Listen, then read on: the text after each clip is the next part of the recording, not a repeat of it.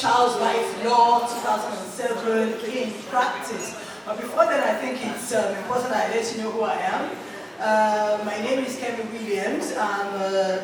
I'm a solicitor and a barrister of the Supreme Court of Nigeria. So I practiced law before I actually moved to the United Kingdom. I was in the UK for 20 years. And that was where I went into the field of social work when I went to the UK. And I became a child protection social worker, and I did a lot of things in social work. So I think I've covered almost the whole of the spectrum of social work, of social work, if you want to call it that for the want of a better word. Okay, it's going to come soon. So I've done, different things. I've lectured, I've been a practice teacher, I've been a trainer, I've been a manager, and I also authored a book. It's called African Parents Must Know.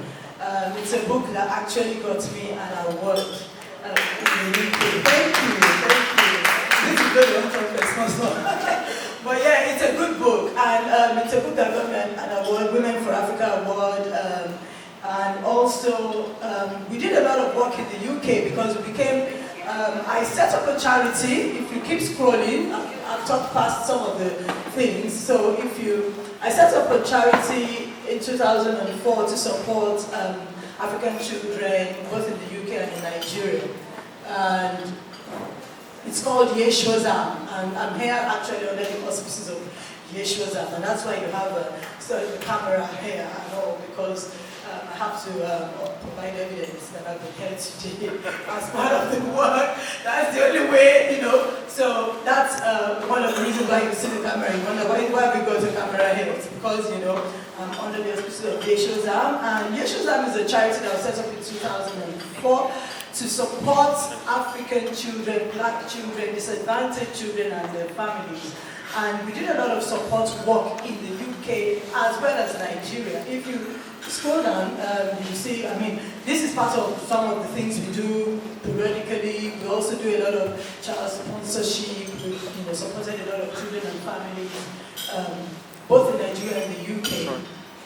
In the UK, we did a lot of work with migrants. A lot of us are in the UK. It's amazing.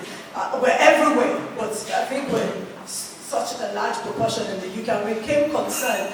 I and some of my colleagues and a lot of Nigerians became concerned that a lot of Nigerians and Africans that had moved to the UK for this so-called better life were not having such a better life. Things were actually working to their disadvantage. A lot of people had immigration issues, and, a lot of childcare issues, a lot of children in the care of the local authority, a lot of children in the criminal justice system. We have a lot of our children, in the criminal justice system from the age of 14, 15, children involved in crime and all that. So on the back of that, we thought instead of being at the end of the spectrum, which a lot of us as social workers were, most of us were like, in our offices, and the cases would come to us, so let's do a lot of community work. So we started doing community work. We would go to churches, we would go to, different communities where black people are, and raise awareness on, childcare issues, and raise awareness on, how to manage children's behavior and all those sort of things, just so that we're more proactive instead of waiting at the end when everything has fallen apart. So we did a lot of the work, and I got an award for that as well. So I got 2 lovely awards before I came back as a returnee. So now I'm a returnee, and obviously the laws here, they're similar in some ways. I will look at that in a minute. I'm here today to obviously share with you on the Child's Rights Law 27. That's what is supposed to obtain now in Lagos. And the aim is to develop all our knowledge and to understand better how to work with children on parenting and child protection issues in Lagos. Okay, let's move to the next one. Okay, that's history of the law on protecting children. Let's just go through that quickly. history of the law on protecting children. This is the first act, so to speak. This was under colonial rule. But I'm sure somehow, before the colonial rule started, there must have been a way of protecting children. But obviously, maybe it wasn't documented. But when the colonial masters came, for a while, protecting children wasn't their priority. But with time, they put together the Children and Young Persons Act, 1943. It was revised over time, and there's an updated version, 1958. But, those are the things that became the background for our law in Nigeria. That's what we worked with for very, very many years. So let's move to the next one that became a huge influence in us. The United Nations Conventions on the Rights of the Child. I'm sure many of us have heard about this. This was a human rights treaty on children that the world leaders came together. They all came together and they all thought, we have to do something for the world's children. And they all came together and they put together this treaty on children's rights. So there's this law, this convention, this human rights treaty contains so much about children's, the civil rights of children, political rights, social rights, cultural rights. It contains a lot about children's rights. And Nigeria also signed up as part of it. So we agreed that this is something that we should, also adopt. And the whole idea from the United Nations was that every country, every leader, every president that agreed to this convention would then begin to make steps to domesticate it in their own country. So that was the whole idea in 1989. And after that, we had the African Charter on the Rights and Welfare of the Child. Very similar to the United Nations Conventions on the Rights of the Child. Very similar in provision. But then, they went a step further. This was adopted by the Organization of African Unity in 1990. And we were also a part of it. The reason why Africa felt they needed their own, they felt there was some parts of our culture that the United Nations didn't quite address as laws and rights for children. One of the significant parts, one of the significant difference between the Conventions on the Rights of the Child and the Charter on the Welfare of the Child is children's responsibilities. The Africa Charter actually they have a whole article there about children having responsibilities. Well, as far as the United Nations Conventions on the Rights of the Child is concerned, children do not have responsibilities, they have rights. So that's a major difference. But these are the things that influenced us. So if we move to the next one, hallelujah, this is our own, this is our very own. So this is the Child's Rights Act 2003 was actually domesticated, it was adopted by the then president of Nigeria, Obasanjo, Olusegun Obasanjo in 2003. So we then have our own Child's Rights Act that contains a lot of these laws, a lot of these rights that children before then did not have. What's this? Oh.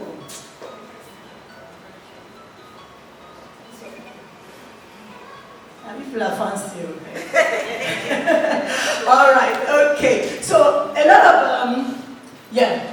of the, okay, I was talking about this Child's Rights Act. So this was one that was adopted by General President Olusegun Obasanjo in 2003. Now, it's a federal act. But the thing about this act is it does not obtain in any state until it is adopted by the state. So it's more like a fanciful document, as wonderful as it is. If a state does not adopt it, it does not have any bearing on any child in that state and cannot be enforced in any shape or form. So Lagos is probably one of the first to adopt it. And so we have the Child Rights Law. This is a copy here. It was revised and it has been reviewed 2015. It still has some lacunas in it for those that are lawyers. Any lawyers in the house? Any lawyers in the house? Thank you, my sister. It's nice to have a legal somebody. Right, okay, so basically we have the Child's Right Law 2007 adopted by Lagos State and domesticated, and now we have a law that we can work within and we can protect children with and we can enforce where children are concerned. Okay, the Safeguarding and Child Protection Policy 2016, this was adopted by our body in 2016. But this is a very significant part of protecting children because it sets out how children should be protected. It sets out how organizations and communities should work with children. And it's very important, and I'm so sure, without a doubt, that the Lagos State have done some work in trying to enforce every organization that works with children, predominantly schools and maybe churches, to adopt the child protection policy. And every organization that works with children must adopt and must have a child protection policy. They must have, what is it called? They must have a safeguarding officer. They must have these things, and I'm sure you're aware of it. And these are things that we need to periodically update. It should be a live document. Our child protection policy, actually what I should have written after that is child protection policy for every organization, because every organization that works with children must have or should have a child protection policy that they work within. Okay, so I'm going to back up a bit to the Child's Right Act in Nigeria, because we're all Nigerians, we're not just negotiants. And it's important for us to know what is going on around us. So there's still a lot of issues that is, that children everywhere in Nigeria are faced with. I know, we have our own societies and all where, it's what's in front of us that we're faced with on a daily basis. But it's good to be aware of some things in relation to children. Okay, now, it's 10 now. It was 11 when when we put together this slide, it's 10 now. Okay, so all these things I need to keep updating. But at the moment, 10 states in Nigeria have not adopted the Child's Rights Act 2003. 16 years, and it still hasn't been adopted by some states. Any guess of these states are? All of them. Adamawa, Borno, Kano.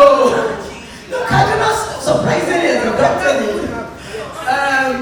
Kemi. I have a list of them. Yobe, and all of those. So there are 10 states that are just, and there is no prize for, but I want you to guess, even though there is no prize for guessing. But why do you think they haven't adopted this act? Why? That's one of the main reasons. That's one of the main reasons. You know that Jigawa State, they've adopted it. They have adopted it. But guess what? A child, as far as they're concerned, is anybody under the age of 13. Whereas the act says, and the Lagos State law says, a child is anyone under the age of 18. So you can see the big difference. So in other words, a child that is under the age of 13 can consent to getting married in some states. So you see the disadvantage that a lot of children are still faced with in Nigeria. Over 22 million girls are married in childhood in Nigeria. 22 million. This is UNICEF. This is the data they've gathered. 23 million, and it puts us as a country at great disadvantage, socio-economic disadvantage, serious disadvantage. If all these are the amount of children. So Nigeria has the largest number of child brides in the whole of Africa. We have the largest number of child brides in the whole of Africa. 49% of Nigerian girls marry in childhood, and we know where most of them predominantly are. So these are still main issues that we're faced with as a country that hasn't been resolved.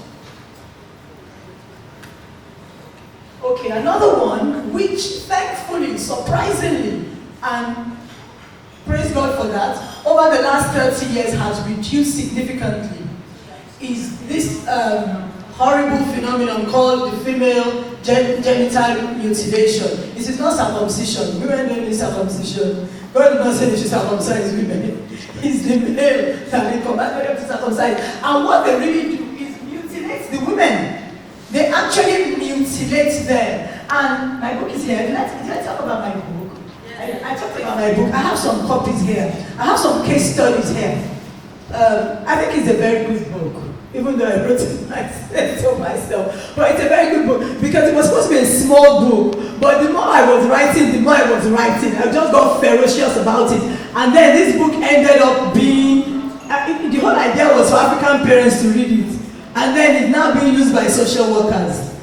Because I just kept on writing, and they're the ones that will read for their profession. African parents don't have time. So it's more popular amongst professionals than. But one of the things, I did a case study there of a young lady that I met.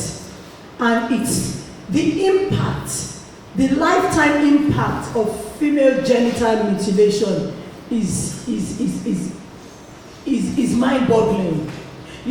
First of all, a lot of people die from it. That's unrecorded. Not every girl survives it.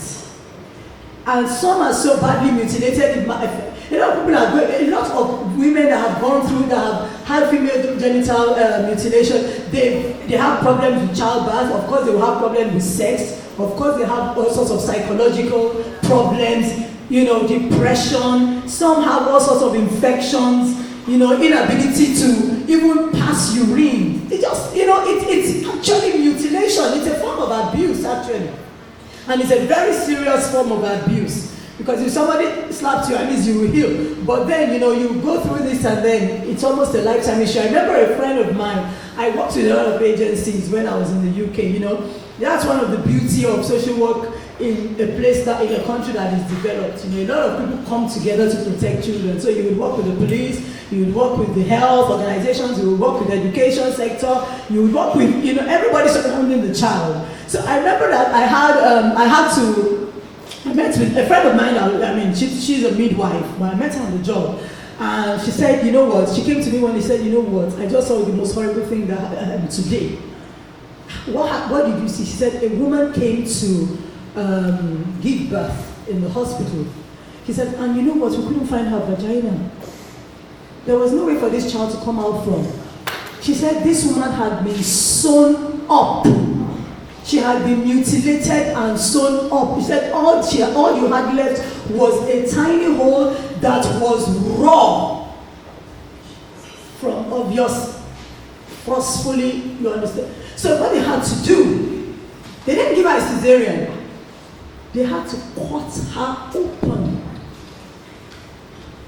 Where she had been badly, she said it was the worst kind of circumcision you can ever imagine. Because there was absolutely nothing there. I can leave the rest to your imagination, but absolutely nothing. And everything, it's not funny, it's really sad.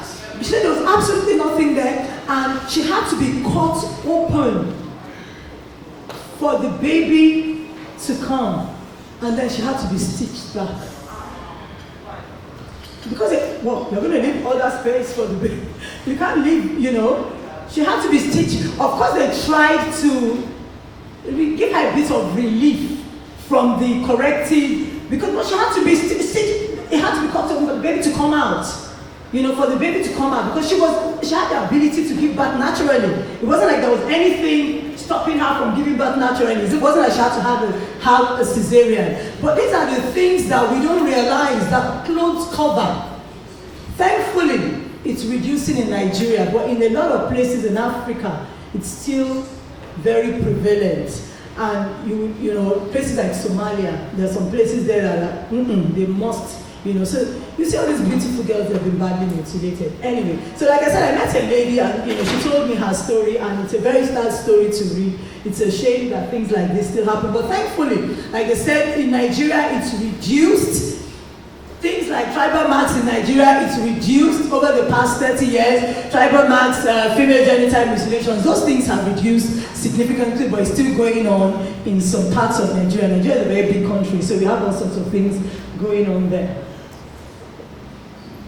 This is also incredibly significant at the moment in Nigeria, despite the fact that the Act makes provision for children to be educated, despite the fact that the Act says it is a child's right to be educated. We have 13.2 children that are of school age, that should be in school, that are out of education.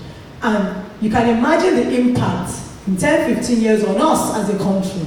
We ignore these problems at our own peril. And in Yeshua, surprisingly, even in Lagos, a lot of children are out of school. I remember there was a time a mentee of my husband said, she happens to be working in my husband's office, but then her mom happens to be a Yala shop, for the want of a better word, in Lagos. So she had her own shop, even though she was working professionally, young lady, been to university and all the rest of it. And she said, I want you guys to just come, just say a short word of prayer, I have my own shop now, blah, blah, blah. So we went there. This was inside the Saleko proper.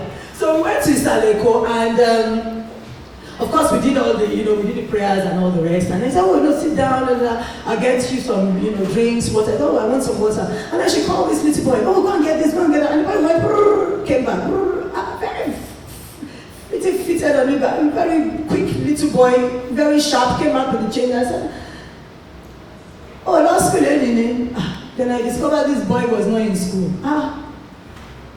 My husband was like, looked at me like, mind your own business. I'm like, no, it's my business.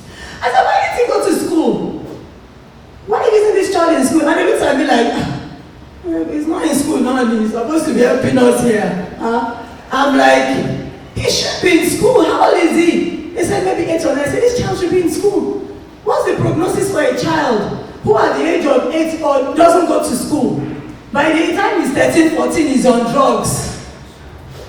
By the time he's 16, he's an agbero. That's what happens. They filmed all in Lagos Island. I said, why wouldn't you go to school? I said, I know, you must send this boy to school. You must send this boy to school. My husband looking at me like, you know what? And I think for me, when you just come back, there are lots of things, maybe now I'd have behaved better, but I wasn't behaving that day because, I just come, so I was like, is a lie? No way, this child is going to school. I will prefer in school. I will look. Anyway, what I discovered, it was not convenient for them. It wasn't convenient for them. And if I was lucky, after all he's eating, he has clothes on his back. They brought him from the village. And this is even supposed to be a better life for him because he probably would have died. These are all the things that the mother of this lady was telling me. You see when we brought him, he was so malnourished, he was this, he was that. Now look at him. It's not much of a better life. It's just your little servant, your little slave, which the Act discourages. Anyway, I insisted, and at least we got one boy in school. If that was the only thing, at least for that one boy, we got a good result. So he's in school today, and I'm really pleased. And he's in a free school. Lagos State has schools.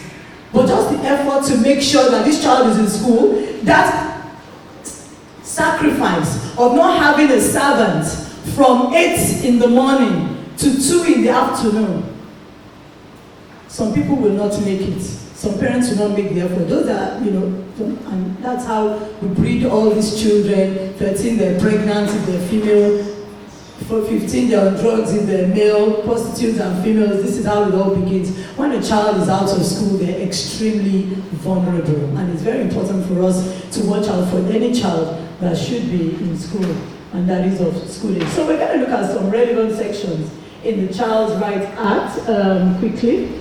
The paramount interest of the child. Should I read this out to you? I think it's good. for us to have some knowledge of the law today. So this is the Child Rights Act, which I know nobody's going to go and buy unless you're a lawyer. So I'm going to read it out to you. It says, as from the commencement of this law, every action concerning a child undertaken by an individual, public or private body, institution, court of law, administrative or legislative authority, the best interest of the child must be the primary consideration. As from the commencement of this law, the best interest of the child must be the primary consideration. Many times when we're making decisions for parents, for children, believe me, even as parents, if we're not careful, it's very easy to think about what is best for you. But really what the law is saying is you should put the child first. It's the child's interest that should be of primary consideration. So this paramountcy principle is something that the law encourages to permeate everything that we do regarding children. So when we have contact with children, when we need to make decisions about children, the first and primary consideration should be the best interest of the child. It should be the primary consideration. We're going to look at, so that's one thing important for us to bear in mind.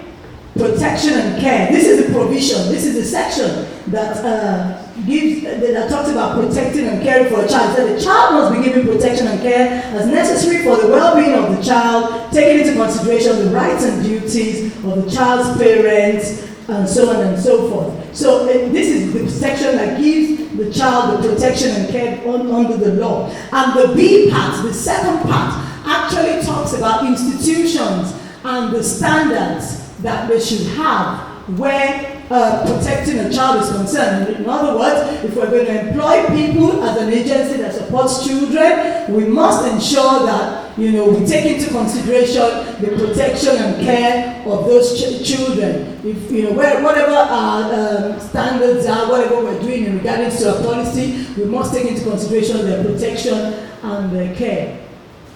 Right to survival. Every child has a right to survive. Every child has a right to life, has a right to survive, and has a right to development. That's what Section 3 of the Act tells us. As simple as this is, you will be shocked that there's still people that advocate for that feel some children shouldn't be alive. Even before colonial rule, before we had all those laws and acts, and I think one of the reasons why it was initiated is because of, I'm sure you all know about Mary Slessor and the work she did around the twins, but it wasn't just twins. Everybody twins, but a lot of disabled children are actually disposed of.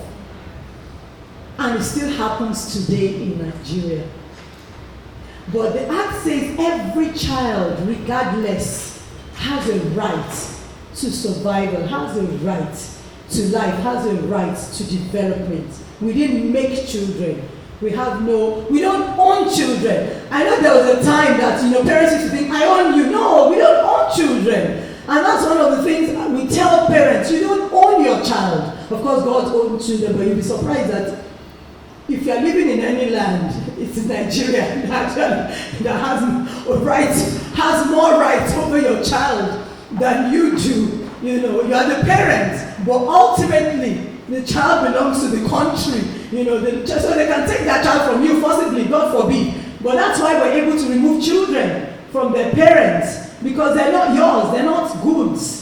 They're human beings and they're citizens of Nigeria, and so therefore they have a right to be protected. The law protects them ultimately, because is it unheard of that parents kill their children? Are you going to say, is that a chicken? If it was a chicken that you owned and you killed it, who will ask you? Nobody will ask you that. That one you can own. But you can say, it's my child. I gave birth to him, so I killed him. Sorry, nothing like that. That child is a separate legal entity from you.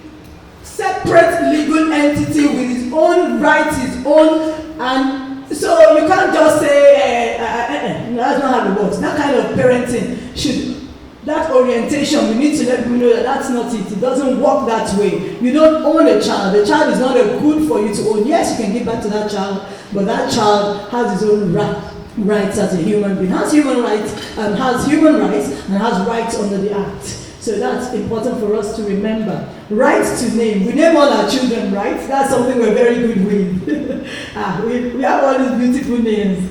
Some names now you can. It's a story. It's a phrase. You can't even write it in full.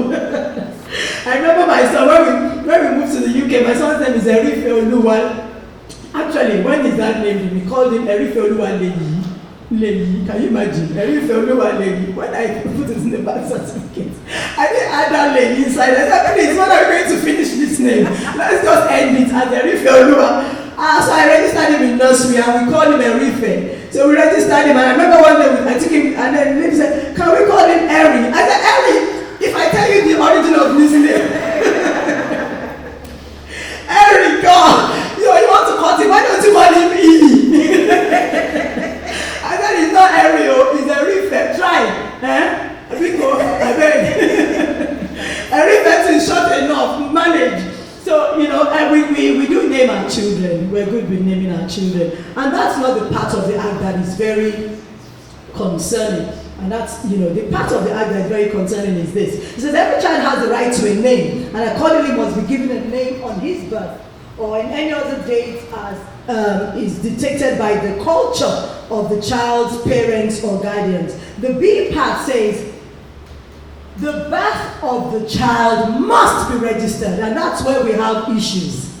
The birth of the child must be registered.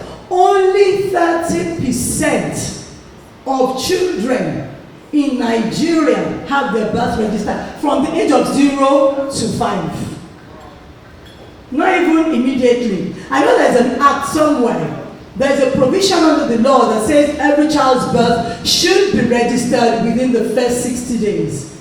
But many people, and you can understand a little bit. First of all, a lot of children are born to illiterate parents. What do they know that's about registering the birth of the child? But that's the beginning of the child's identity. That's the first stage. That's what makes that child a human being as far as the law is concerned. And that's all the things, those are the kind of information that we need, even on the national level, state level in Nigeria. Those are all the things. This is the beginning of a child's rights to have his own separate identity. I was born on so date by so parents somewhere. I have an identity, and these are the things that you actually is needed in registering a child in school and health and all of that. You can go to health, and then how come you can't even tell the health official how old the child is? Because they've forgotten. You will forget. I tell you, if we didn't register the birth of our children, we would forget. You will be remembering I think it was around the time I met Shade. I think it was around that time when we met in secondary school, when we were in university. I know some people here for youngs. I can tell you a story. She was there when my waters broke in 1991. She was there. She was one that made that water break at that time. I don't know what she was saying. She just started making me laugh. I was laughing. It was very late at night. I was laughing, and I just heard my firstborn. This was almost 30 years ago. So you see, we've come a long way. And then we had to call the ambulance and, all the rest. She followed me to the hospital, blah, blah, blah. Okay, that's just a little story there. Anyway, what was I was talking about the right to the birth certificate. So every child's birth should be registered. And it's amazing how many children's births are not registered. So it's so important. These are the things that we need to have that protects children. These are part of the things that actually helps in protecting children.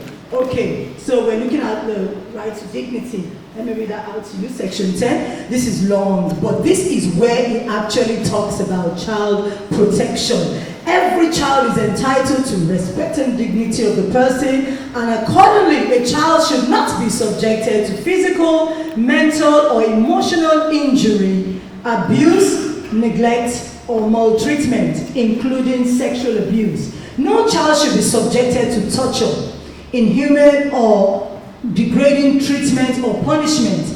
No child should be subjected to attacks upon the child's honor or reputation. No child, now this is very important, D, no child should be subjected, no child should be held in slavery or servitude while in the care of anybody that has care of the child. Now, this is very important.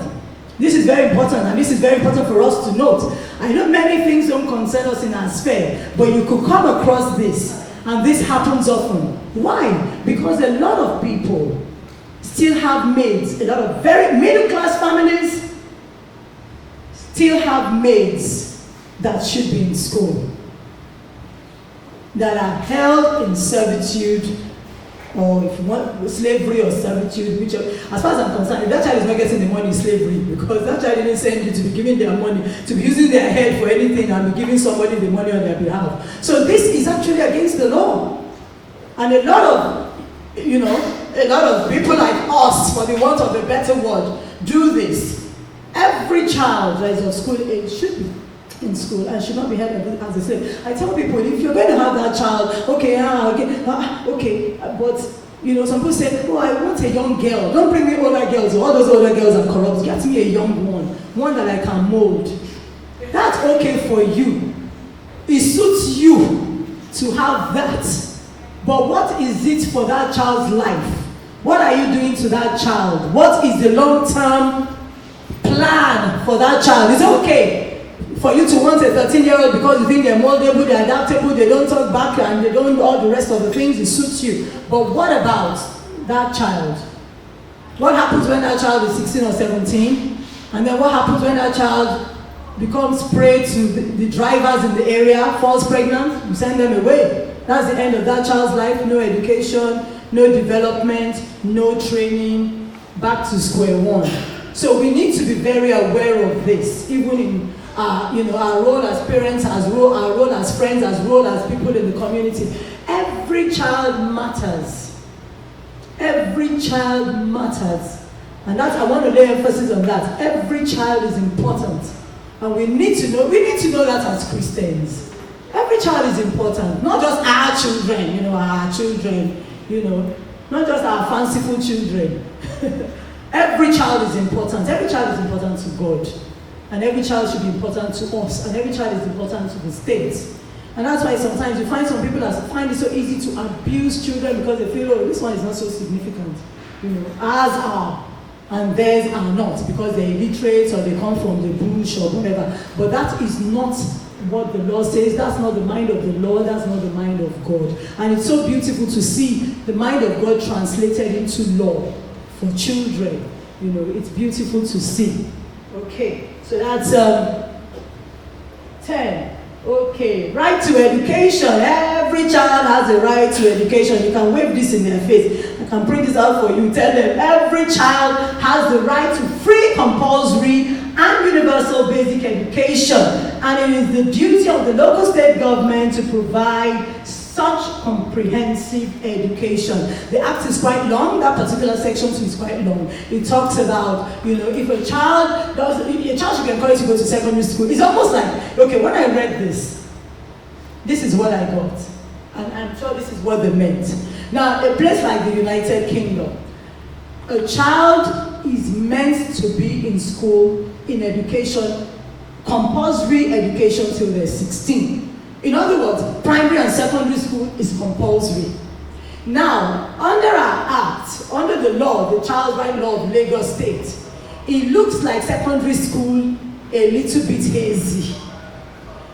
But this is what they say. They say even if the child doesn't have, even if the child should be encouraged to go to secondary school, when the child doesn't go to secondary school, the child must be made to go into an apprenticeship. So in other words, I can tell all those people with smaller models that if that child has had the basic education, that child can then go on into some form of training. But you can can understand the mind. You can, I mean, sometimes when you look at the law, what are they trying to achieve? They're trying to make this child be economically viable. You know, they want to make this child a well-rounded citizen of Nigeria, not just another tout that is taken out of the nation and not being of any benefit to the nation. Do you see the mind of the law? That's the ultimate mind of the law, that we're not breeding people that are not significant, just using them in their childhood and dumping them in adulthood. So that's the whole idea, that these people end up being well-rounded, well-developed citizens of Nigeria. So that's, I think that's the mind of the act, and of course maybe they recognize that not many children, not all children will go on to secondary school. I think it should be similar, if you ask me. I think basic education should be primary and secondary school. But I think there's a leeway there. Where should the child? But I mean, when we left primary school, we could read and write. We could write comprehension. We were doing schools debate. But we know that things are different. Some people leave university and are able to write and fair. So you don't know. It's also about quality. So I don't, but that's what the law says. Okay. Prohibition of child marriage. So in Lagos, it is a no. In Lagos, child marriage is completely prohibited. It is against the law. There is no way. It even talks about cohabiting with a child. It talks about everything, all the spectrum of anything to do with children, having sexual relations with anyone, whether it's marriage, and it's against the law to give your child to anyone in marriage before they're 18, and it's very, very clear about that. So these are just some aspects of child protection that I wanted us to be clear on and wanted us to be aware of. Okay, childhood influences. Just going to run through this quickly. Childhood influences. We all have influence on our children. Let me just say schools, teachers. So we have a huge influence, and we have the ability to influence and cause change to happen on many levels for children as teachers and schools. Okay, another influence on children, friends and peers, we're all aware of that. The environment is a big one. Social media and the internet. We're not going to go into the aspects of looking at all this individually. We'll draw this apart now because of time. Okay, so I wanted us to go to child abuse. Okay, so what is child abuse? It's forms of maltreating children by inflicting harm or failing to act to prevent harm. Forms of maltreating children by inflicting harm or failing to act to prevent harm. So there are different types of forms, different types of child abuse. Child abuse has different categories, and under the safeguarding policy, safeguarding and child protection policy of Lagos, it spells it out clearly on what each category is, and I wrote it out clearly as well in my book and gave vivid examples of each section so that nobody is unaware of what this all is. Emotional abuse. Persistent emotional maltreatment leading to severe effects on the child's emotional well-being and development. I think every abuse consists of some form of emotional abuse. But what would we consider as emotional abuse? What would you consider as emotional abuse? Yes, especially when it's done all the time. When a child is not getting a fair balance of criticism and positive encouragement and praise, it becomes emotional abuse. I think I was emotionally abused.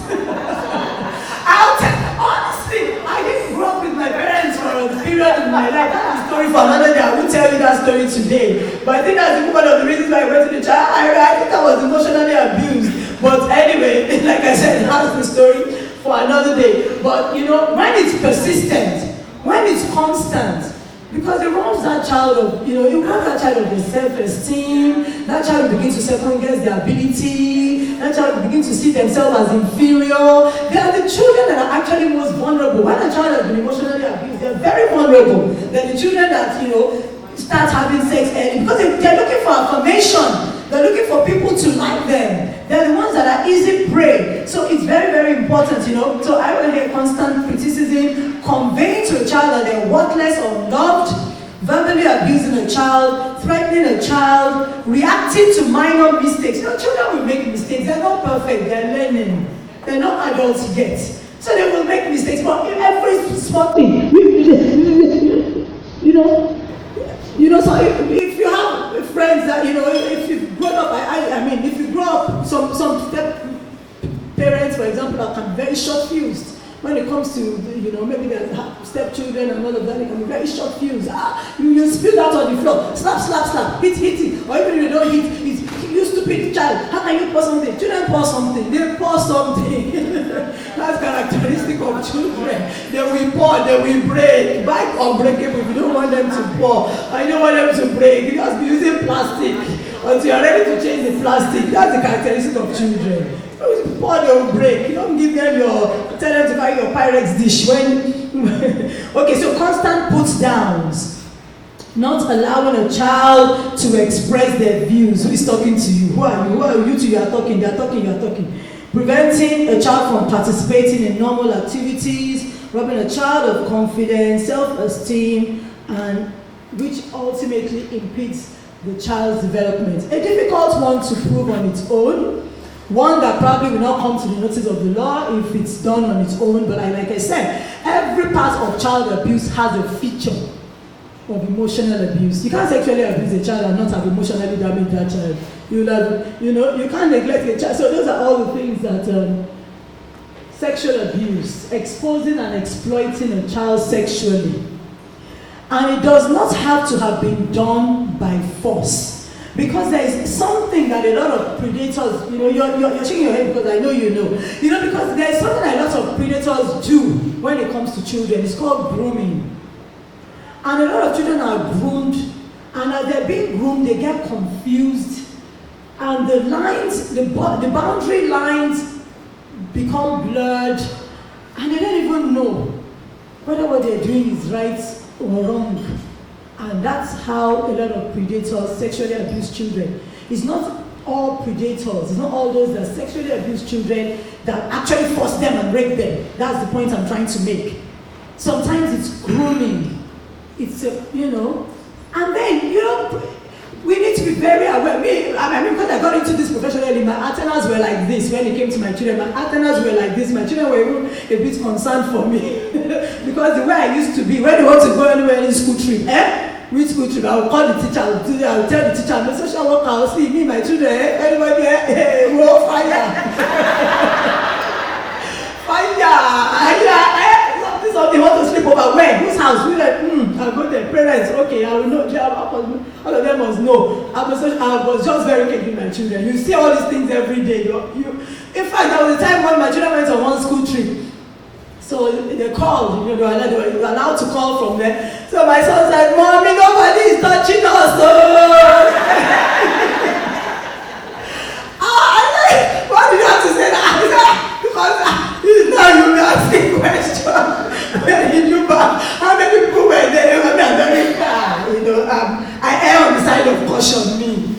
On the other side of caution. I'd rather swing to the other side. You can't see all these things every day. Because it's difficult to reverse. If people have been abused, some people, they're still having therapy till forever. And they're still dealing with issues till forever. The Bible talks a lot about foundation. That's why childhood is such a vulnerable and powerful time. If the foundation be destroyed, what can the righteous do? And a lot of times we're doing repair work where there's been a lot of damage. So it's very important that those years are very protected, that we make sure that children are protected and that they're well cared for in those years, and that predators are kept away as much as possible. And a lot of predators are clever. A lot of predators, number one, let me say a few things about that. A lot of predators are in families. children are mostly abused within families. So we need to be aware of that. And I'm sorry I went that way, but I couldn't express it any better in English. The biggest enemies, Jesus said it, the man's enemies are those, of their household. The most trusted people, we need to be I'm not saying be suspicious of everybody, but me, I'm over, and like I said, because I've seen too much. Of course, fathers abuse children, mothers abuse children. We've seen all sorts. And then cousins, family, friends, uncles, aunts, people so we need to be very careful. You need to be sure that your children are happy and comfortable wherever they're being left. We need to be very aware. Many times as parents, we focus on the care of our children, and sometimes we're not that in tune with the protection of our children, and that protection is very, very important. Our children know we care. You're going out to work. It's because of them. You want to keep a roof over their head, send them to the best schools, give them the best clothes, send them on holiday. But then their protection too is very, very important. We mustn't lose sight of that. Okay, physical abuse. Any intentional physical contact resulting in injury, pain, or discomfort. I'm sure some of you will not agree that maybe some discomfort is needed to reset the child back. But as social workers, we never intervened. I mean, there was always a huge hula about physical abuse, chastisement, blah, blah, blah. There was always noise about all of these things. But, what is very important is it is not done constantly. This does not become the way and the only way that we know to raise our children. There are 1,000,001 ways to strategies of raising and teaching children than to hit slap, which seems to be the only method that a lot of parents know. I always say, if you can train a dog to behave, I want a little WhatsApp imagery of this dog that could get down, put on the fan, put the fan on. Who saw it? That dog that could put on the fan, turn the fan out his way, went back to say, if you can train anything. Human beings, we can train. We train dogs, we train cats, we train things to do things, and it's our children we can't train. We can train them. It just takes time, and that time sometimes that's what we don't have. So that's categories of child abuse. Neglect is a big one in Lagos. Neglect, they said is probably the biggest actually. They said it's the biggest form of child abuse. Children not fed, children not clothed, children just and any child that is neglected is prey. Predators are looking for vulnerable children. They know. They just look. This one, the mother goes out morning to night. This one, father drops in from, So neglect is a very big one, and it's a lot of children, especially outside, children from poor backgrounds. Many are neglected, and that's a huge issue. Even for those of us that run non-governmental organizations and all of that, we know that even just sharing food every now and again, it makes a big difference to them children. Some children never tasted a bowl of jollof rice with meat and dodo in their life. They don't have it, So neglect is a big one. Domestic violence. It's actually a form of emotional abuse that a child continues to witness violence. But in the UK, we separated it. They separated it because it became a very, very big issue. And domestic violence incidences were becoming very rife. There were many children that had seen their mothers killed, right in front of them. And obviously, the damage that would do to a child. So we began to separate it. Here, under this law, I believe it's still under emotional abuse. But a child that sees that should not actually remain in that household where they witnessed, terrible violence going on again. And another thing about that, a lot of children copy. The effect domestic violence has on children is astronomous. Now, I'm going to say, this is a true story. Someone I know, this is not somebody that I know very well. In fact, they used to be my neighbors before they moved. And I think maybe we were one of the reasons they moved, because I think they was not really wanted to deal with the woman. It's not funny, but I really believe that we were such a protective factor that it just felt, when we are out of here, you will see if I will not catch you well. And really, really dealt with that. But one of the things I wanted to highlight there was the little boy, he had 4 children, 3 girls and a boy. The little boy was beginning to behave just like his dad. beginning to emulate other violent tendencies towards his sisters, even the way he will talk, the way he will cage his shoulders. You see children just live what they see. They just behave like what they see. And ultimately, the prognosis for that child is becoming poorer and poorer. Seeing that all the time. Your father hitting your mother, dominating your mother, treating your mother. He begins to do like that. He goes to school, he's violent. He goes to school, he behaves that way. Recipe for problems. And then the girls, different people react in different ways, depending on their personality, depending on the way they perceive what they've seen. Some will say, never will a man even say, do this that I listen to. So they begin to defy authority. Some, this is the way men treat women. Any man, if I find any man, they'll just be beating me. It's okay, I'll just be accepting it like that, like that. And that's how some people will manage it. So it will just be, you don't know. Children are processing information all of the time. You don't know what is informing their thoughts as they're going along. But these are categories of child abuse that we need to be aware of. We're going to run through quickly because of time. Vulnerable children, domestic help, we talked about that. Children, hawkers, pray. Vulnerable, they're very, I say if you're close to me, those are people that are close to me will know that I'm always very cagey about children in boarding school. My son went to boarding school at the age of 16, he chose to go. But that to me, you will stay home till you're 18. But he chose to go. When I was coming back to Nigeria, I said, you come with me? He said, to where? He said, no, I'm not coming. Leave all my friends. He said, no. So we put him in a boarding school for his A-levels before I moved back. Children with special needs. These are mostly the children that are vulnerable. But we need to also be very careful. Those of us with young children in boarding schools, I wouldn't do it, but we have our reasons. Like I always say, try and make sure it's in the best interest of your child. Try and make sure it's not just about you, what is convenient for you, and so on and so forth. And if that child is going to be there, work on making sure that that child is well protected. Check it out, let the school know what you're concerned about. All sorts of things happen. So my child is in school, is in the room with all these seniors. What does that mean? Whether female or male, I worked with a social worker. She was we were the same, when we were doing our masters at the same time. She told me, she said, it was in Ghana. One day when we were having a show and tell, we always have these groupies, and she says, I'm bisexual. I said, by what? She said, I'm bisexual. I said, what is it? By to where? I was shocked. I never heard somebody say that to me in my life. And I was trying to look very intelligent, I'm clued up. Meanwhile, I was almost whipping myself. Like, what? And then she later, when we got a bit friendly and all of that, she said, what? I was introduced. My parents sent me back to Ghana. They've always lived in the UK all their lives, but my parents sent me to the best boarding school in Ghana, and that was where she got introduced to lesbianism. Anyway, that's just things to watch out for. We won't go through all this, we don't have the time, but there's a lot of parenting strategies that we can adopt looking after children.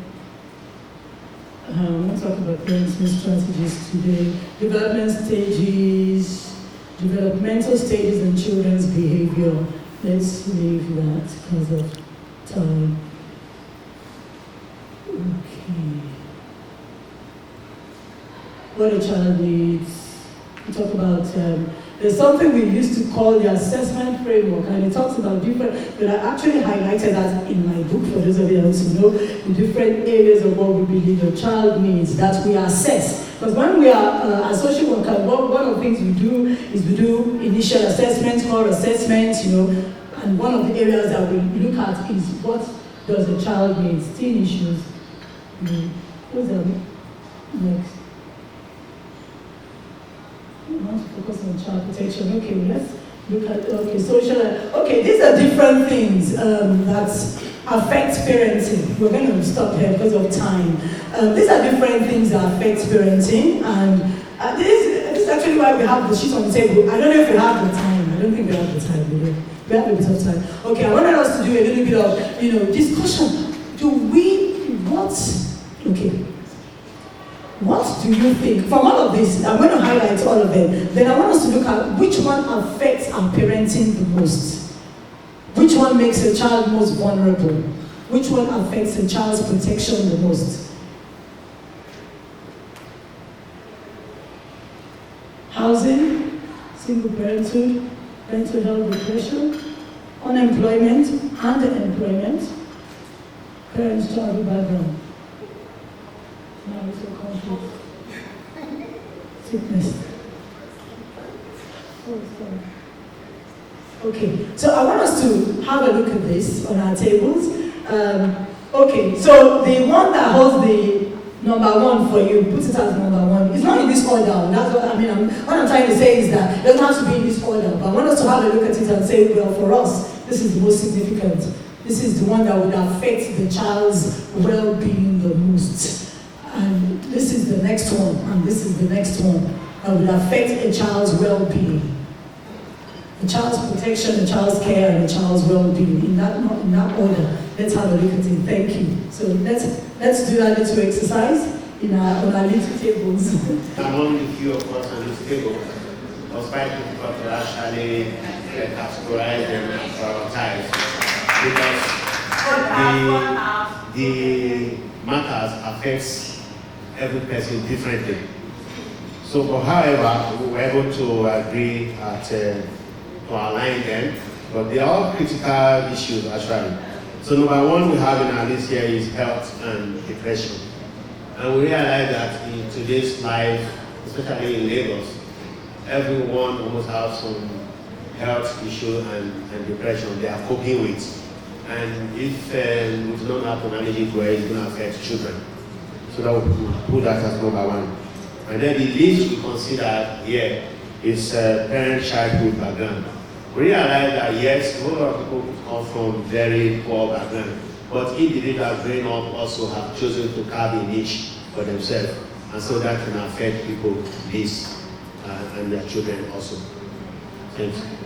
Almost every parent has something they are dealing with, and those are the things that impact upon, if you are not well, how can your child be well now? So that is very significant. But I like the word you use, they are coping. So we all have to have coping mechanisms and ways of coping and managing all the pressures. Life can't be stress-free. Okay? We live in a fallen world, like I say. We just have to cope, as best as we can.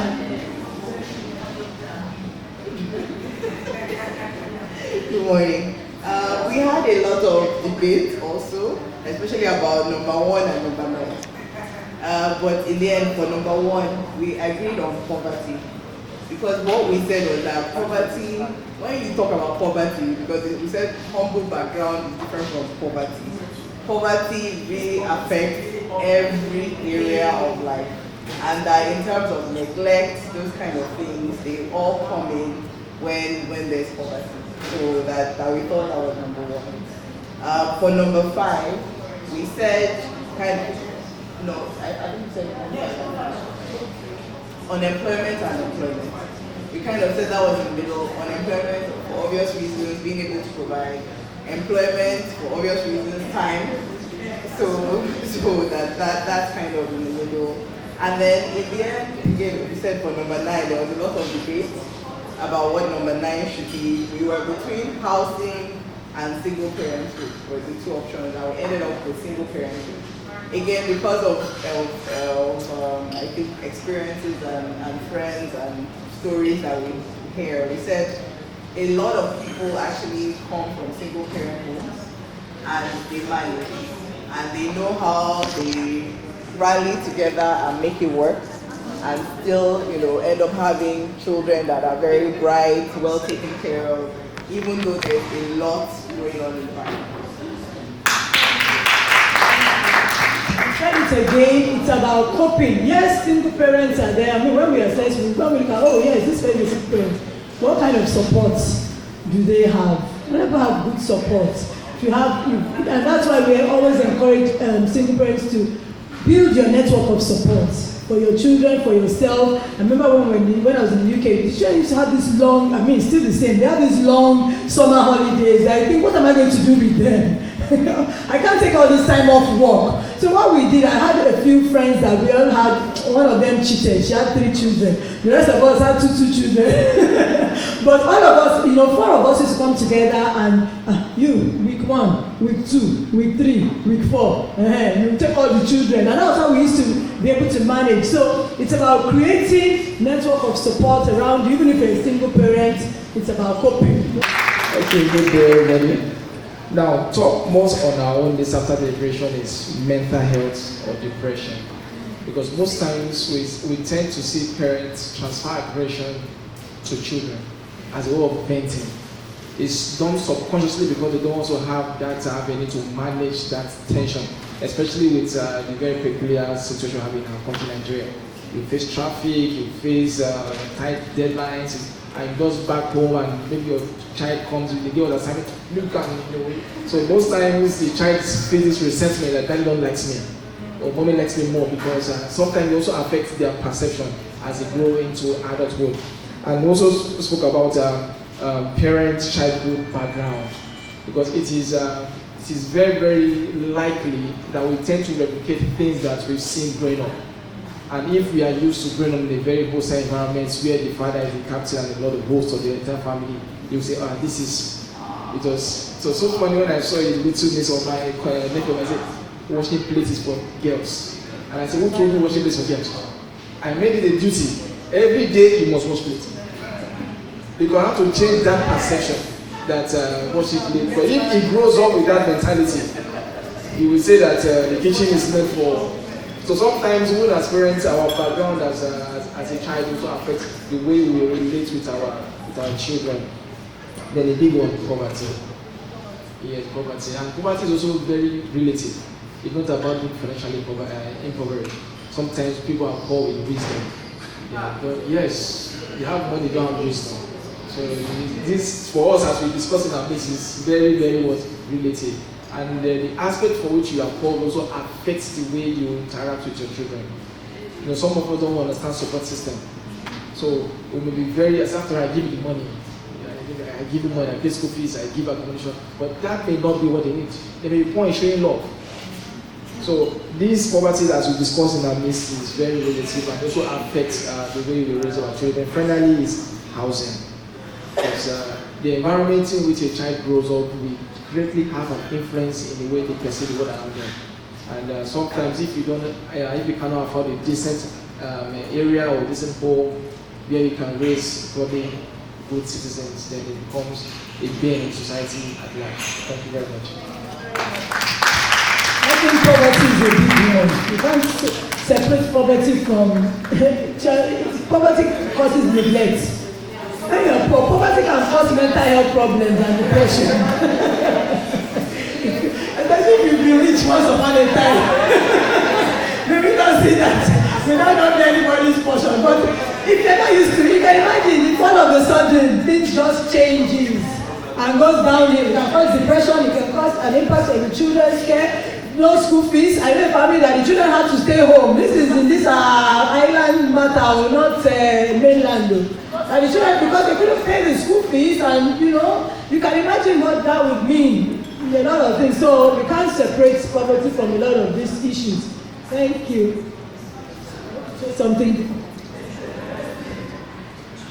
Good morning, everyone. I think we almost went in line with the following table.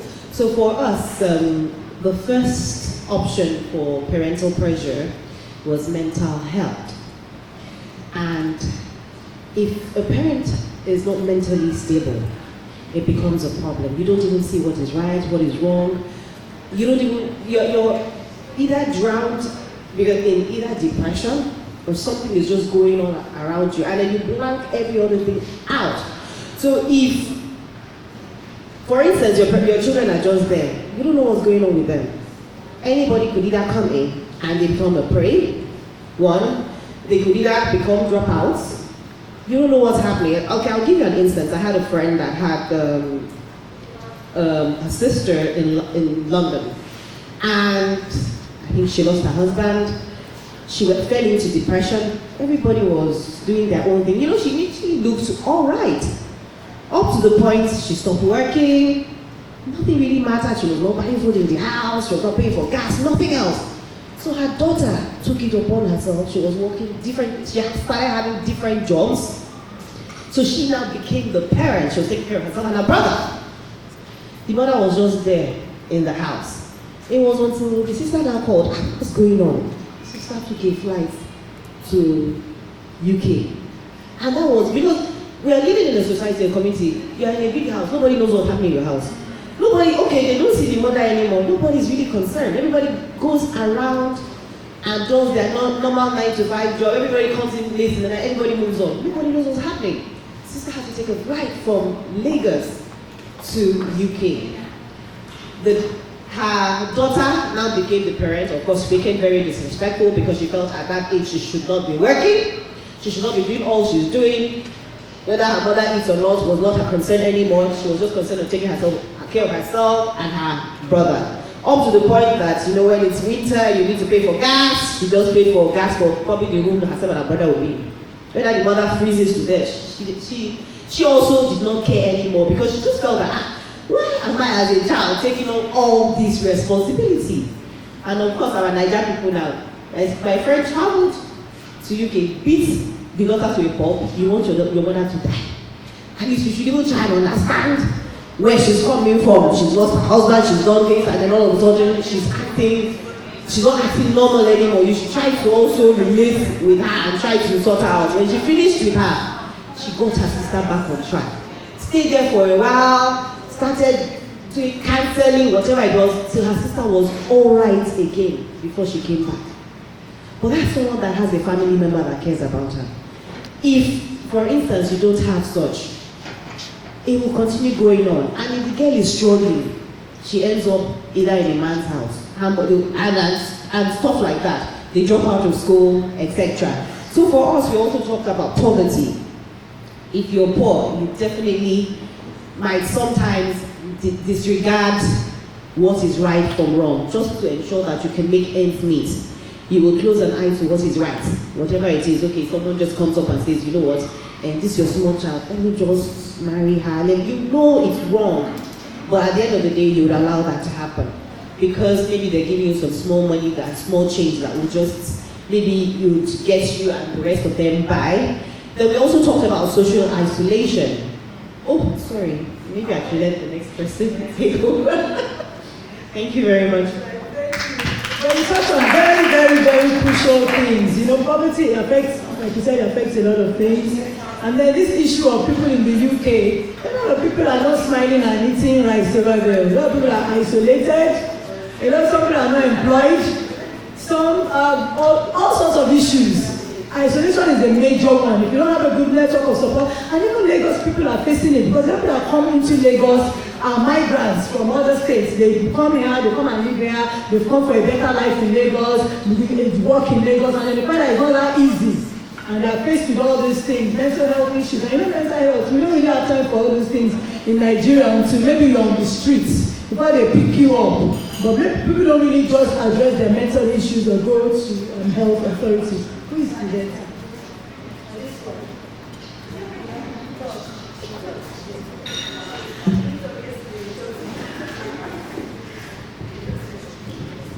And so in our group, we spoke about unemployment, poverty, and housing together because, of course, they touch on each other and then there's a link. We also mentioned, so the second one for us was mental health, and then the third one was parents' childhood background. The next one, marital conflict. Yes, because once there is conflict between the husband and wife, of course, transfer aggression will go on the children. And then sickness. After sickness, we put social isolation and single parenthood together because it's just recently that people have started to accept maybe a mom being a single mom and sort of supporting. But I mean, in the past, it wasn't that way. People used to, be a single mom, you had a child out of wedlock. So yes, those two together. But for us, the number one factor is unemployment, poverty, and housing. Unemployment, poverty, and housing. These are all significant issues. When you are not employed, you are poor. Simple. You can't last long. If once you're unemployed, you are poor automatically unless you are self-employed. Maybe you're not employed. There must be something coming in from somewhere. Once there is not something coming in from somewhere, your housing is vulnerable. Landlord will soon come knocking. When the landlord comes now, evicts you, what is left? So on and on. So every part actually affects every other part. I'll let you go last but you're not least. Yeah, good morning, everyone. Yeah, we linked a few things together, but for us, the first is marital conflict, and that is because we believe that the atmosphere in which a person grows up is fundamental, and where there is money, there is all sorts of things, but the parents are at loggerheads, the atmosphere is already wrong. The child cannot study, the child cannot make progress. So we took marital conflict because we perceive that if in the home, the family life is key, is a strong factor to every other thing. It touches on every other thing here. Where there's conflict in the house already uncomfortable, employment or not being employed is already it's affected already. We link that to marital health and depression, taking that as our two, mental health as one. And then our 5 is poverty. Poverty affects a whole lot of things around us, not being able to do the basic, like somebody said, it's not just being on the average, but really going way down to the bottom. That affects everything about that child because we won't be able to do what is necessary. We took our last as a parental childhood background because we believe that where a person started from is definitely not where he or she will end. So looking at the child, away from the child now going back to the parents, you can rise above your situation by hard work and determination. And now, as a parent, take it forward to the child. It's always our aspiration that our children will do much better, and so we guide them. So we believe that this parent's childhood background is not really so significant, looking at the whole 9 of the law. So we took that as our last. Thank you. Thank you. Well done. I think, there's no right or wrong answer. These are all social issues that can be fluid. It goes up and down, because which husband and wife don't have marital conflicts? Where's your own? Where's your own family? Put your hand up. Be deceiving yourself.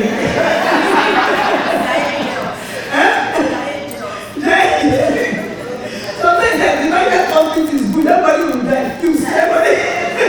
When you feel it up in the head, you will feel like you feel the sense of relief. It's like I'm looking for conflict. That's it. That's why I will arrange the matter. If the conflict has not happened, sometimes it's worse. If the conflict happens, so you like Susha, I arrange this up again. Everybody feels better, but it all depends. There are some people that it's not just conflict, it's a new level.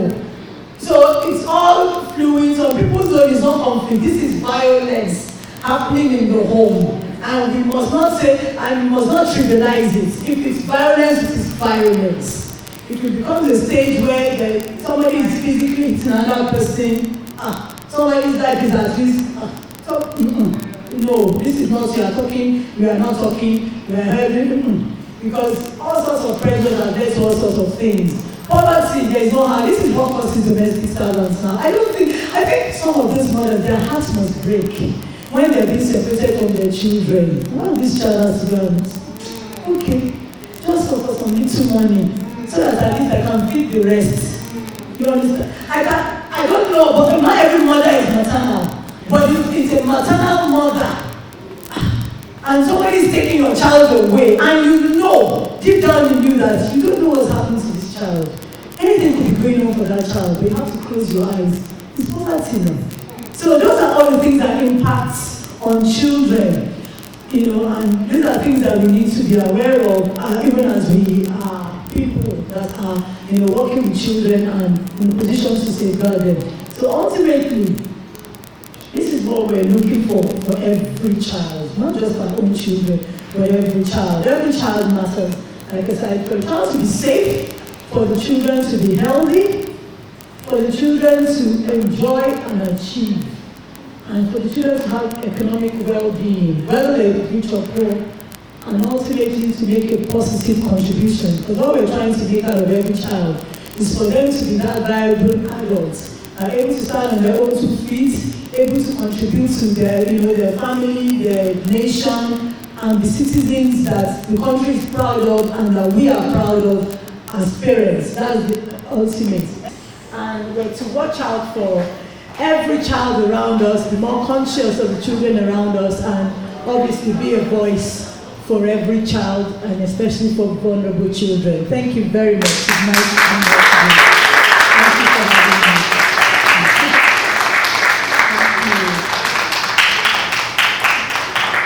Thank you so much for the training. You've enlightened us, open our eyes to see the areas in which children can be protected.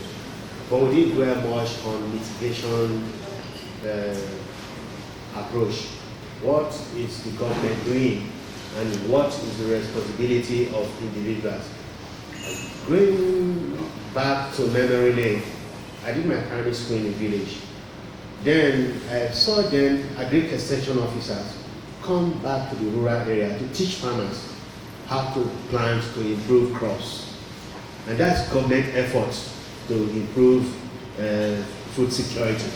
So what is government doing to ensure that these messages go down to the grassroots so that children in the future can be properly developed? The work is left for church. The percentage of the population in church is insignificant to be able to carry out this great campaign. So what is the mitigation effects and tasks? I'm going to be very honest with you. The work that is being done all around us is being done by NGOs. Most of the work, and most of it for many years to come, is going to have to be done by NGOs. Churches, NGOs, name it. We're just going to have to be the ones rolling up our sleeves to do it. It was like that for a long time in the history of the UK. Most of all those national societies and all were started by people. Orphanages were just started by individuals that would just see all these children and just think something has to be done. How many are we going to wait for government for? So we're going to have to set up, we have a campaign that's going to start in January for children in Isale Co that should be in school. So we're working on that now, because we said, okay, we have to do something. We have to begin to run all this. But I told you there was one that I was able to rescue one child. But what about the other children? And this is in the middle of Lagos. So you can talk about, then think of those that are not even in the middle of Lagos, outside of Lagos. So there is a lot of work, like you said. The government, what's the resources? Even put resources in education for the children. They haven't done that. To talk of preventive work is a lot. Preventive work is really being done by NGOs.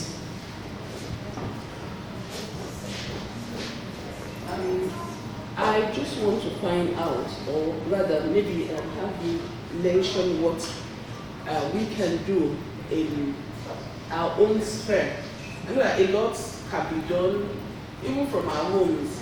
As a woman, as a mother, if I see something happening next door and all that. Here, basically, we have no children in church. We observe, we watch, we encourage them to talk if need be, or we observe how quiet they are. Now, practically speaking, what can be done over and above observing, noticing that something is wrong? What kind of steps can the average teacher take? Because short of abroad, you call 911. Yes. Here, what is the next thing to be done? Very good. I know there are actually some, when it's a severe issue, when it's a serious issue, like if you know that definitely this child is being abused or whatever, I know there are numbers to call. You must have them. There are numbers to call here if it's serious. If it's not serious, I suggest befriending and advocating and educating. I put out something on my status recently. I don't know if you saw it. Something about a child. I don't know if you saw it. Something about a child that I'm actually befriending the family because I'm very sure this child is a domestic that is not in school. But I don't want to go the heavy end. I don't want to go heavy handed because she's not odd and she probably doesn't know. So my role is, already she's a neighbor, I know her, we talk on the light level, but I'm trying for us to go deeper so that I can then, educate her. Because I realize that going heavy-handed with, she's looking after the girl. You can see that when it comes to basic care, as in the physical, the child is not abused. In fact, I've been seeing the child over the past year, she just gets around her. So obviously the child is eating well, but that's not all a child needs. She's not going to stay a child forever.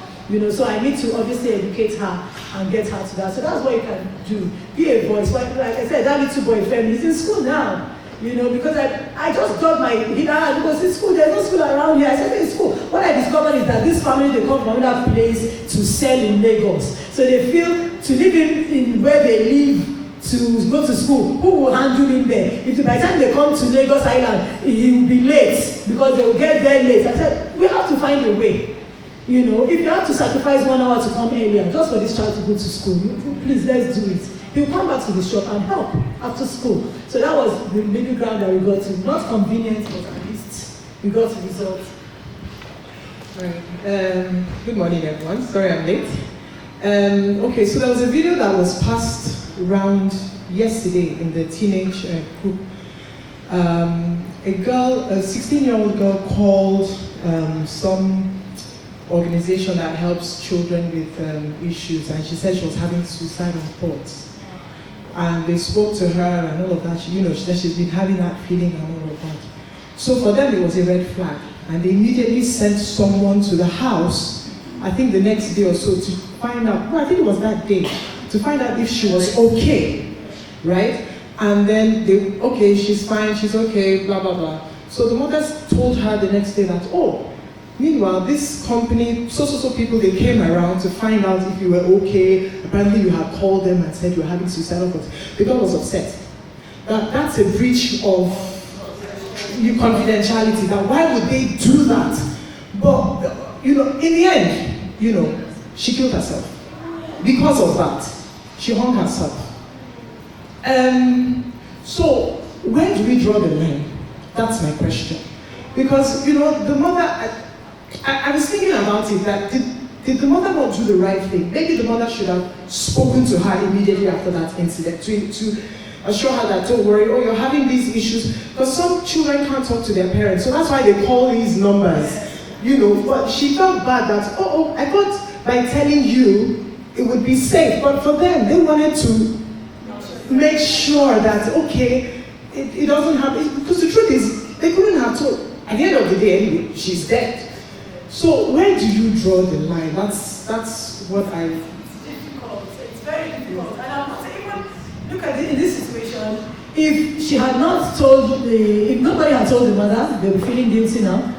Then maybe we should have told the mother. Maybe then she would have been able to watch out for her child. The child would not have killed herself. Now the mother knew it's still happening. In that kind of situation, I think they did the best thing in telling the mother. But I think just telling the mother was not good enough. They had to have put a sort of ring fence around that child, a sort of plan around how to protect that child, including the child. But unfortunately, see, there's something so powerful. It's really sad. Something so powerful about those that have suicidal ideations. I've dealt with quite a few cases in the UK. And if somebody wants to kill themselves, they will do it. If somebody wants to kill themselves, if a boy or a girl or a man or a woman wants to end up dying, kill themselves, they will do it. That's my conclusion. You can support them not doing it, but if ultimately they want to, there's very little another human being can do. It's so sad because I've seen the most bizarre circumstances where children will go to high extent just to make sure that I'm going to end this life. There's nothing you can do about it. I'm going to end this life. I've seen a child being put in an isolated room. They had to take that child away, put that child because obviously mental health issues. You can't be going that far. That child was practically starving herself. She became more like skin and bones over this issue. So you can see how terrible the mind can be. They started injecting her with food just so that she would not die. Ultimately, this this child, I don't know how she got a sharp object. They found her in her room one day. She had slashed her wrists and she had bled to death all night before they got there in the morning. And they felt there was nothing in that room that could harm her. They really felt they had isolated her. They really felt, so I just felt that, okay, you know, so that's an extreme. Obviously, there are extremes. But there are also early interventions that could be done. It's a shame that happened. I mean, once you do those sort of situations, is you sit down and begin to think, how could we have prevented this? What else could we have done? Okay, that child felt that the breach, but I don't think that confidentiality breach was the catalyst. Yes, I think that was an excuse. They did the right thing. Yeah. Because they did the right thing. They can't just keep it to themselves. Yes. When I read it, what I could pick there that from what has just happened, it means that maybe what parents should do is when they get that kind of information, they don't let the child know. If, for example, the parent had gotten information, and with information, without letting the child know that these people had come, the girl won't know, and then the parents will use that information to, yes. So it's like, to me, it's like an information, okay, when you're giving such an information, just walk on the ground. Yes.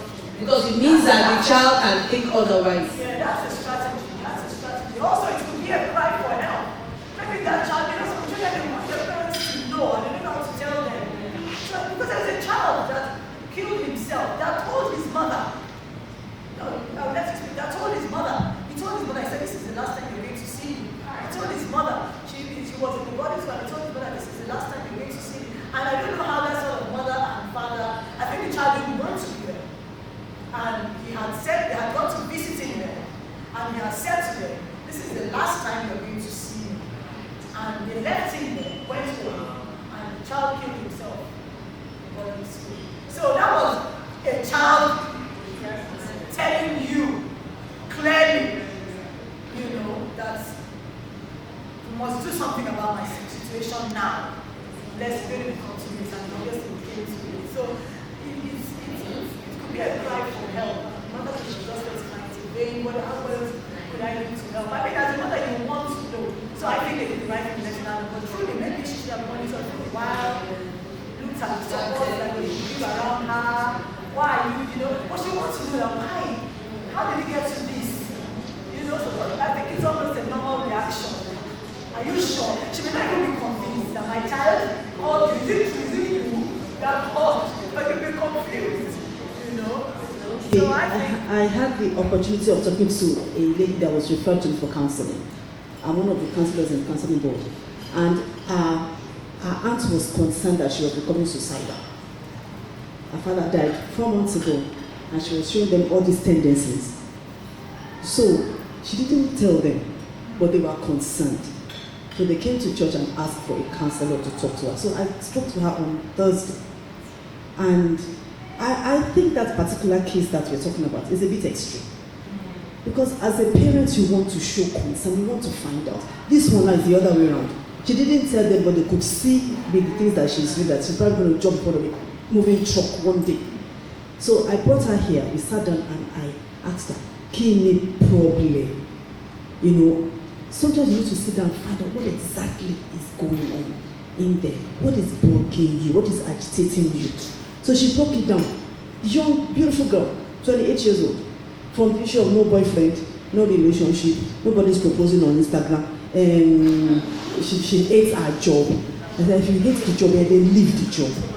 Do something else, you know, that will make. And by the time we left here after 1 hour, she was smiling. She said, don't worry, I'm not going to jump into third mainland Bridgewater. I'm okay. With all we've said today, I'm moving forward. And I'm keeping a close tab on her. Yes. Then the second issue is that some people do this thing to get attention. Yeah. I have a relation now, 46-year-old. Every time he calls his mother, I'm wishing you bye-bye, yo. This is the last time. In fact, I'm telling you, you will not hear from me again, no. And that is it. And then she's asking, can you share? What's the problem? Okay, I need money. And I'm like, everybody just ask for the money. And stop. He's done like over 10 times, making a call or do Facebooking or write something on email. So this last week she called and said, he called me again after like 3 months and he's bidding me bye-bye. Tell him to bye-bye. I said, ma, tell him bye-bye too. What is bluff? You can't be indulging him. At At 46, they are still sending you money to pay your house rent, and you live in America. Hello. So I told her, Mom, tell him bye-bye too. Yes, because he's waiting for you to ask him, Kilo to share and show you want money, or you want me to send you some dollars. I said, you're judging him. So we need to be able to tell sometimes. Is it because they are craving for attention, or is really a suicidal issue? Thank you. Someone is an adult.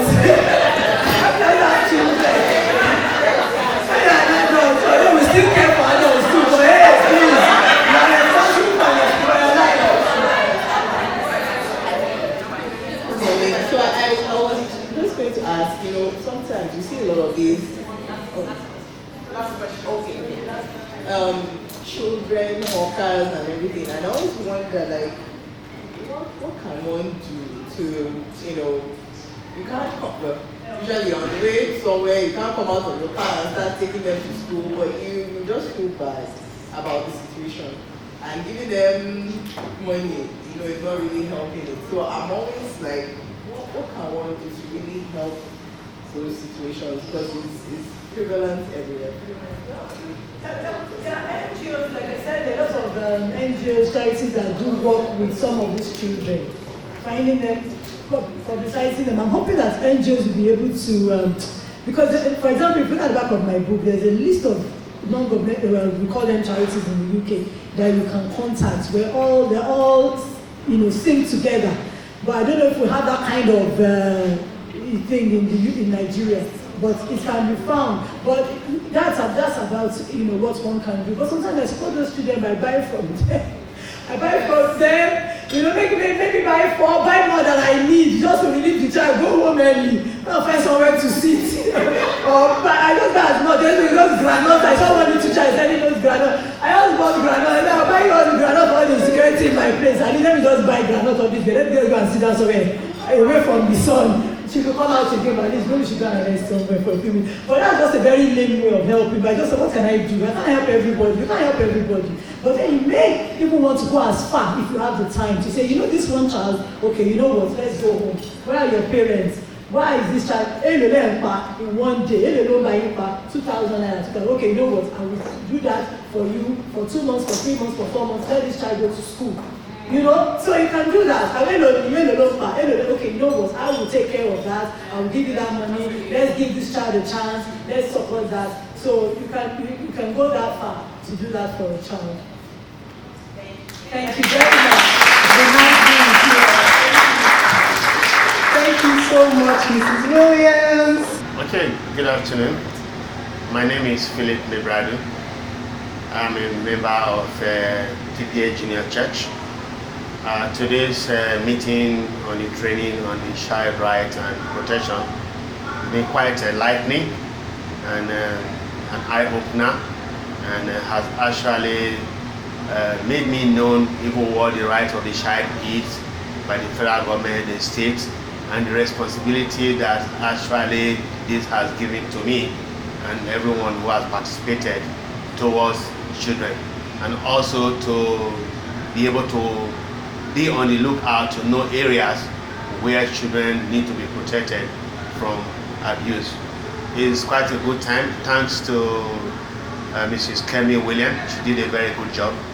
And I think trainings like this are encouraged. I would recommend it to any other group of people who are working with children and even parents. I am also. Mary Ohen, and today has been very expository.